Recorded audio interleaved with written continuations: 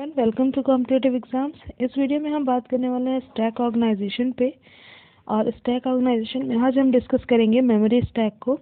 तो ये part second video है। पार्ट फर्स्ट वीडियो आप लोग नहीं देखी है तो उसका लिंक मैं डिस्क्रिप्शन बॉक्स में दे दूंगी, वहाँ से आप उसको चेक कर सकते हैं। फ्रेंड्स चलिए इसकी बात करते हैं। उससे पहले फ्रेंड्स, अगर आपने मेरे चैनल को सब्सक्राइब नहीं किया तो सब्सक्राइब कर लीजिए और बेल बटन को प्रेस कर दीजिए, जिससे मेरे वीडियोस की नोटिफिकेशन आपको मिलती रहे। तो चलिए फ्रेंड्स स्टार्ट करते हैं टॉपिक को। स्टैक ऑर्गेनाइजेशन में हमने रजिस्टर स्टैक को डिस्कस कर लिया था, जिसमें हमने देख लिया था कि जो स्टैक पॉइंटर है वो टॉप ऑफ स्टैक को इंडिकेट कर रहा है, उसके एड्रेस को होल्ड करेगा, जो कि 6 बिट का एड्रेस होल्ड करेगा स्टैक पॉइंटर।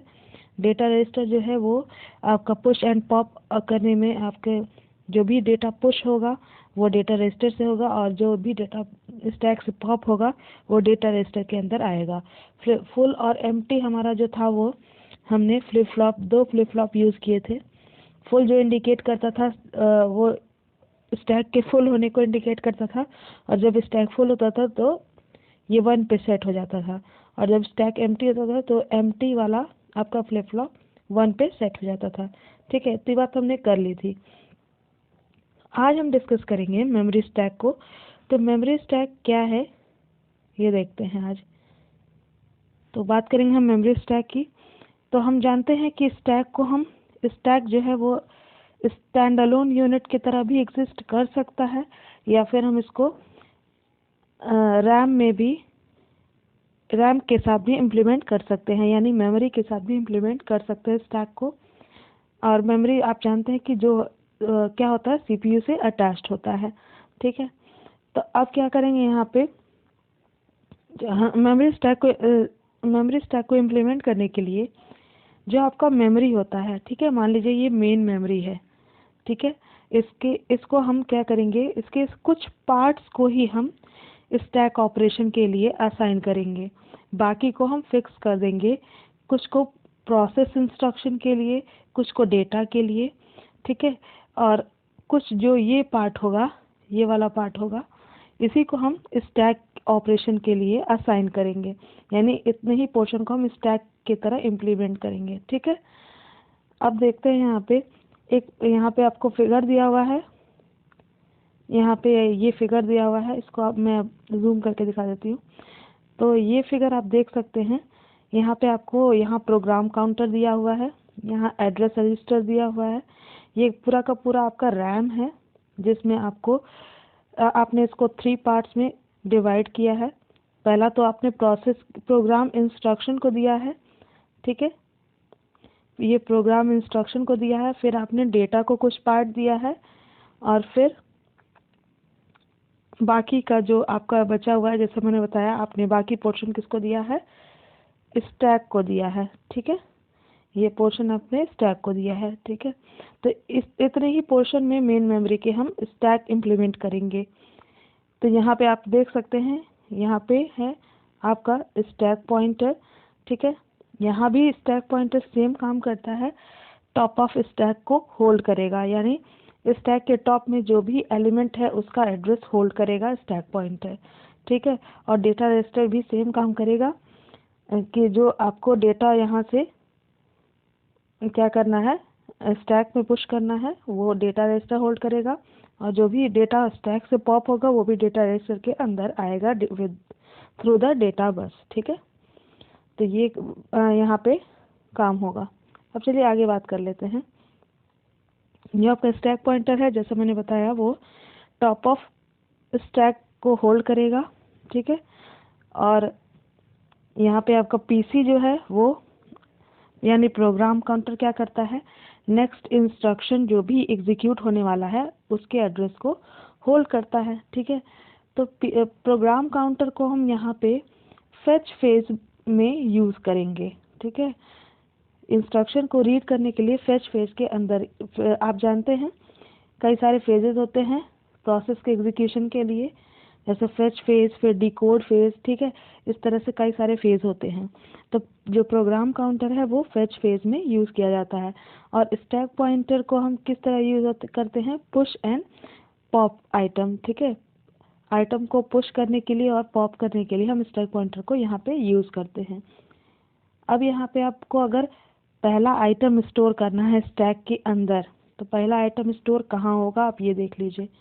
पहला आइटम आपको स्टोर करना है तो सब आप कहाँ करेंगे, पहला आइटम स्टोर 4000 पे, ठीक है। कहाँ करेंगे, 4000 पे, यानी यहाँ पे, क्योंकि आपका सबसे पहले इनिशियल जो है स्टैक पॉइंटर जो है वो कहाँ इंडिकेट करेगा,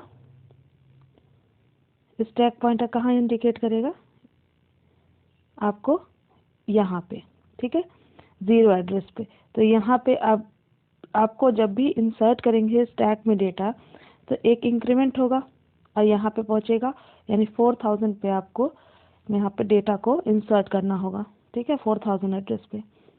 तो यहाँ पे आपने 4000 पे एड्रेस पे करेंगे। फिर सेकेंड आइटम को अगर स्टोर करना है तो आप कहाँ करेंगे, सेकेंड आइटम को उसके ऊपर 399 पे, ठीक है, इस तरह से आप करते जाएंगे। फिर लास्ट आइटम को आप 3000 पे करेंगे। तो लास्ट आइटम आप कहाँ करने वाले हैं, 3000, यानी यहाँ पे आपका स्टैक का जहाँ पार्ट ख़त्म हो रहा है वहाँ आप लास्ट आइटम को स्टोर करेंगे, ठीक है। इतने पार्ट को आपको, ये जो पार्ट है इतने पार्ट को आपको नहीं टच करना है, ठीक है, क्योंकि स्टैक की तरह हम सिर्फ इतने पार्ट को ही इम्प्लीमेंट कर रहे हैं। तो क्या होगा कि ये लास्ट एड्रेस होगा 3000, ठीक है। अब हम देख लेते हैं यहाँ पे, हम मान लेंगे कि जो आपका डेटा रजिस्टर है वो क्या करेगा, स्टैक में जो भी आइटम है वो आप उसके साथ डेटा रजिस्टर क्या करता है, कम्युनिकेट करता है, क्योंकि जो भी आइटम हम इंसर्ट करते हैं वो डेटा रजिस्टर के से ले जाके करते हैं स्टैक में, और जो भी पॉप होता है आइटम स्टैक से वो डेटा रजिस्टर के अंदर ही स्टोर होता है, ठीक है। तो जो भी न्यू आइटम इंसर्ट होगा विद द पुश ऑपरेशन, वो कैसे होगा, पुश करना है अगर हमें स्टैक में डेटा को, अगर ये स्टैक है इसमें डेटा को हमें पुश करना है तो कैसे करेंगे। सबसे पहले अगर यहाँ पे स्टैक पॉइंटर है तो स्टैक पॉइंटर अगर यहाँ पे 0 एड्रेस को, यानी यहाँ पे 4000 एड्रेस को इंडिकेट कर रहा है, सॉरी 4001 को, ठीक है। तो सबसे पहले स्टैक पॉइंटर को 1 माइनस करेंगे, यानी 1 माइनस करेंगे तो ये 4000 पे इंडिकेट करने लगेगा, ठीक है, 4000 पे इंडिकेट करेगा। फिर उसके बाद स्टैक डेटा रजिस्टर से हम स्टैक पॉइंटर के अंदर, यानी डेटा रजिस्टर से हम स्टैक के अंदर, हम मेमोरी के अंदर डेटा को पुश कर देंगे, ठीक है।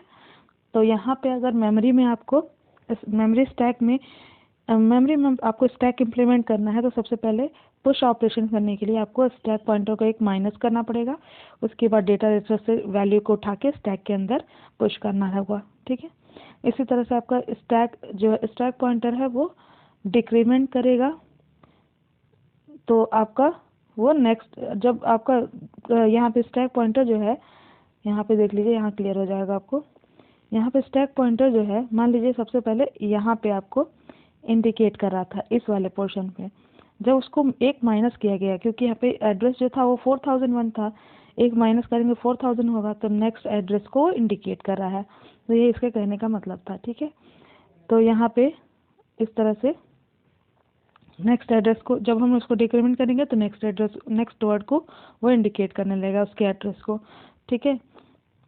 अब अगर न्यू आइटम को डिलीट करना है, पॉप करना है, तो कैसे करेंगे।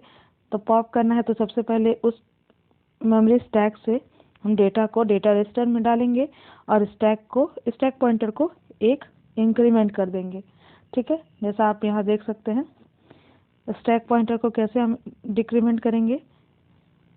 सबसे पहले यहाँ देख लीजिए,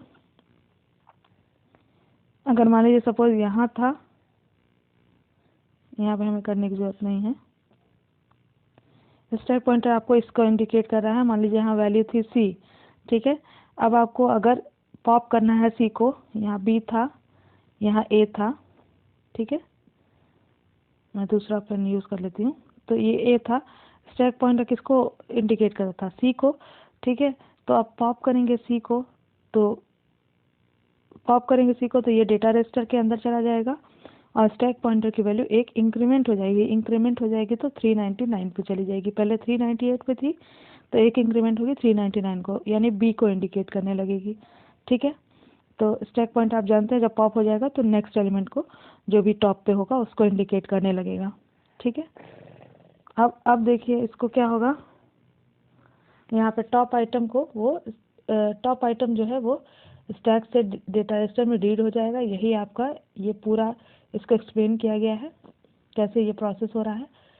और पुश ऑपरेशन के बाद स्टैक पॉइंटर को कंपेयर किया जाता है अपर लिमिट रजिस्टर से, और पॉप ऑपरेशन के बाद स्टैक पॉइंटर को कंपेयर किया जाता है लोअर लिमिट रजिस्टर से।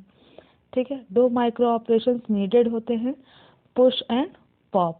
ठीक है, यही मेन आपके स्टैक के ऑपरेशंस होते हैं।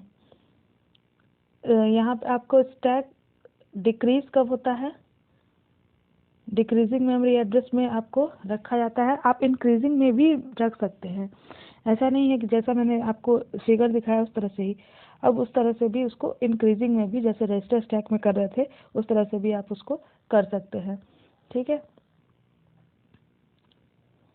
तो ये हो गया आपको। अब एडवांटेज क्या है मेमोरी स्टैक का, कि जो सीपीयू है वो आपको यहाँ पे आप देख सकते हैं the advantage of memory stack क्या है, that the CPU can refer it without having to specify an address. ठीक है, एड्रेस को बिना स्पेसिफाई किए आप क्या कर सकते हैं, सीपीयू को रेफर कर सकते हैं। ठीक है, यहाँ पे आपका मेमोरी स्टैक हुआ या रजिस्टर स्टैक हुआ, दोनों ही आपके ज़ीरो एड्रेस इंस्ट्रक्शन को इम्प्लीमेंट करते हैं। ज़ीरो एड्रेस इंस्ट्रक्शन को इम्प्लीमेंट करने का क्या मतलब है, ज़ीरो एड्रेस ये बहुत पूछा जाता है, इम्पॉर्टेंट है। ज़ीरो एड्रेस इंस्ट्रक्शन क्या होता है, ऐसा इंस्ट्रक्शन जिसमें मेमोरी ऑपरेंड का एड्रेस नहीं दिया होता है। ठीक है, फॉर एग्जांपल आपको अगर सपोज ऐड करना है, ठीक है, अगर ये मान लीजिए इसमें डेटा है ए, ठीक है, स्टैक में डेटा है ए और बी। अब बी को आप क्या करेंगे, सबसे पहले पॉप करेंगे। अगर दोनों को प्लस करना है तो पुश पॉप बी। ठीक है, पॉप बी करेंगे, फिर पॉप ए करेंगे, और सिंपली जब आपको ऑपरेशन परफॉर्म करना होगा तो आप लिखेंगे ऐड के आगे आप कोई भी ऑपरेंड नहीं लिखेंगे, कोई भी ऑपरेंड